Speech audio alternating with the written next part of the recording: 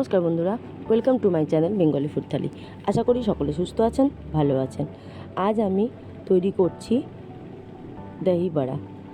গরমের সময় দারুণ সুন্দর এই দহি বড়া রেসিপি আপনারা তৈরি করে খান, দেখবেন ভীষণ পরিমাণে হেলদি আর পেটও ভরা থাকবে, কোনো রকমের কোনো সমস্যাও হবে না। ডিনারে এরকম দই বড়া অতি অবশ্যই করে নেবেন। তাহলে চলুন দই বড়া রেসিপি শুরু করি। অনেকেই জানেন, তবু আমি কিভাবে করছি তা আমি আপনাদের সাথে শেয়ার করছি। দেখতে থাকুন, আশা করি ভালো লাগবে। প্রথমে আমি এখানে হাফ কিলো বিউলির ডাল নিয়েছি। বিউলির ডাল আগের দিন রাত্রে আমি ভালো করে জলে ধুয়ে ভিজিয়ে রেখে দিয়েছিলাম।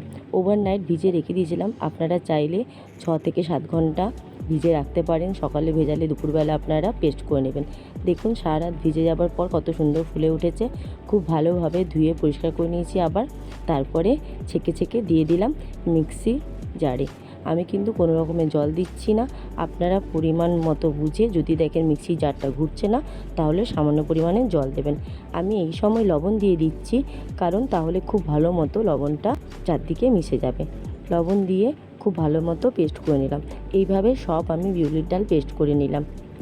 দেখুন খুব সুন্দরভাবে ব্যাটারটা তৈরি হয়েছে।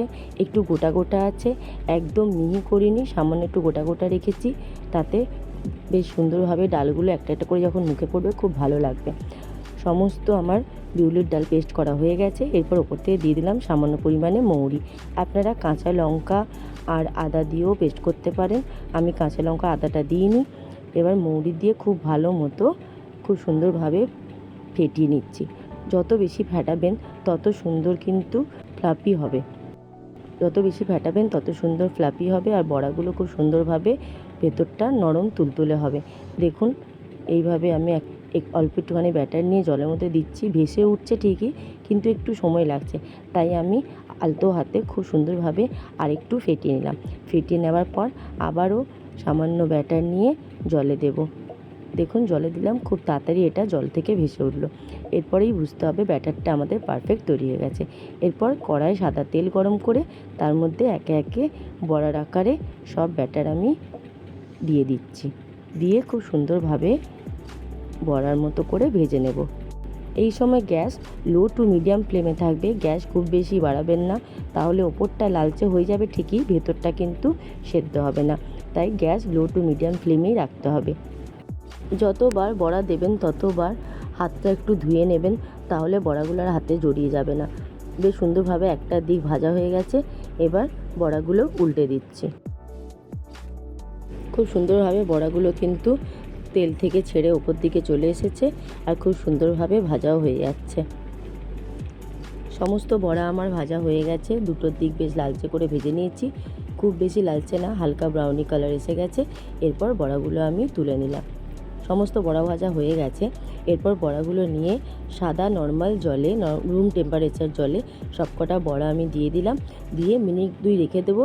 রেখে নেওয়ার পর ছেঁকে ছেঁকে তুলে নেব। তাহলে কী হয়, ভেতরটা জল চলে যায় এবং খুব সুন্দরভাবে নরমও হয় তাতে, নয়তো শক্ত হয়ে যাবে। আপনারা যদি শুধু পকোড়া খেতে চান তখন কিন্তু জলে দেবেন না। এইভাবে তুলে নিলাম। 2 থেকে 3 মিনিট আমি জলে ভিজিয়ে রেখেছিলাম। তারপর সমস্ত বড়াগুলো তুলে নেব। সমস্ত বড়া আমার রেডি হয়ে গেছে। অন্যদিকে আমি দই, আগের দিন রাত্রে আমি দই পাতিয়ে রেখেছিলাম। দইও আমার রেডি আছে। তা আরেকটা দরকার ভাজা মশলা। ভাজা মশলা করার জন্য আমি এখানে জিরে, ধনে আর শুকনো লঙ্কা শুকনো খোলায় ভেজে নিচ্ছি। শুকনো খোলায় হালকা লালচে করে ভেজে নেব। ভেজে ঠান্ডা হতে রেখে দেব। ঠান্ডা হয়ে গেলে মিক্সির জারে দিয়ে সুন্দর একটা মিহি গুঁড়ো তৈরি করে নেব। দেখুন ঠান্ডা হয়ে গেছে, মিক্সি জারে দিয়ে দিলাম। দিয়ে একটা গুঁড়ো তৈরি করে নিলাম। খুব সুন্দরভাবে এই ভাজা মশলাটা ফ্লেভার আনে। দই বড়াতে অতি অবশ্যই আপনারা ভাজা মশলাটা ব্যবহার করবেন। ভাজা মশলা একদম রেডি। এদিকে আমার দইও রেডি। দই আমি ঘরেই পাতিয়েছি।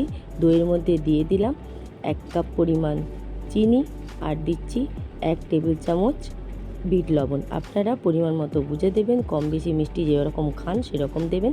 তারপর দই, বিট লবণ আর চিনি একসাথে খুব ভালো করে ফেটে নিলাম। চিনিটা বেশ সুন্দরভাবে গলে এলে ফেটানো কমপ্লিট হয়ে যাবে। খুব সুন্দরভাবে ফেটিয়ে তৈরি করে নিলাম দইয়ের ব্যাটারটা। এরপর ডেকোরেশন করব। ডেকোরেশনের জন্য এখানে আমি কয়েকটা বড়া নিলাম। যখন খাবেন তখনই তৈরি করবেন, এরকমভাবে ভাজা রেখে দিতে পারেন ফ্রিজে স্টোর করে, যখন খাবেন তখন এইভাবে সাজিয়ে নেবেন। এরপর আমি প্রথমে বড়াগুলো দিলাম, তারপর আমি দই ছড়িয়ে দেবো, ওপর থেকে দই ছড়িয়ে দেব। আপনারা চাইলে বলেও তৈরি করতে পারেন। আমি খুব সুন্দরভাবে চারদিকে দই দিয়ে দিচ্ছি। এরপর একে একে সমস্ত কিছু দেব, দেখতে থাকুন, আশা করি ভালো লাগবে। আর এরকম গরমে তেল মশলা জাতীয় খাবার না খেয়ে এইভাবে দই বড়া করে খাবেন, দারুণ সুস্বাদু, দারুণ হেলদি। কিংবা অতিথিরা এলে এইভাবে আপনারা দই বড়া অতি অবশ্যই দিতে পারেন। ফ্রিজে স্টোর করে রেখে দেবেন, যখন অতিথি আসবে তখন সার্ভ করে দেবেন, সাজিয়ে দেবেন, দারুণ সুন্দর হয়। প্রথমে আমি সাজানোর জন্য দিয়ে দিলাম ওপর থেকে সামান্য ঝুরি ভাজা ছড়িয়ে দিলাম, এটা একদম অপশনাল। তারপরে দিয়ে দিলাম গ্রিন চিলি সস। আপনারা চাইলে গ্রিন চিলি সসটা স্কিপ করতে পারেন। গ্রিন চিলি সসটা দিলে দারুণ সুন্দর একটা ফ্লেভার আসে, তাই আমি গ্রিন চিলি সস দিলাম। এরপর ওপর থেকে দিয়ে দেব আগে থেকে ভিজিয়ে রাখা তেঁতুলের কাই। তেঁতুল ভিজিয়ে রেখে আমি জলটা দিয়ে দিলাম। এরপর দিয়ে দিচ্ছি টমেটো কেচাপ দিলাম সামান্য। বেশ সুন্দর টকটক ঝাল মিষ্টি মিষ্টি ব্যাপার থাকবে, তাই জন্য আমি সামান্য টমেটো সস দিলাম। এবার দিয়ে দেব আগে থেকে গুঁড়ো করে রাখা ভাজা মশলা। আমার চ্যানেলে নতুন বন্ধু হয়ে থাকলে আমার চ্যানেলটি সাবস্ক্রাইব করার অনুরোধ রইল। একদম রেডি টু সার্ভ আজকে আমার রেসিপি দই বড়া। অতি অবশ্যই কমেন্ট করে জানাবেন কেমন লাগলো, আর ভালো লাগলে একটি লাইক করে দেবেন। প্রচণ্ড গরমে ভালো থাকবেন, সুস্থ থাকবেন, সাবধানে থাকবেন। Thank you for watching.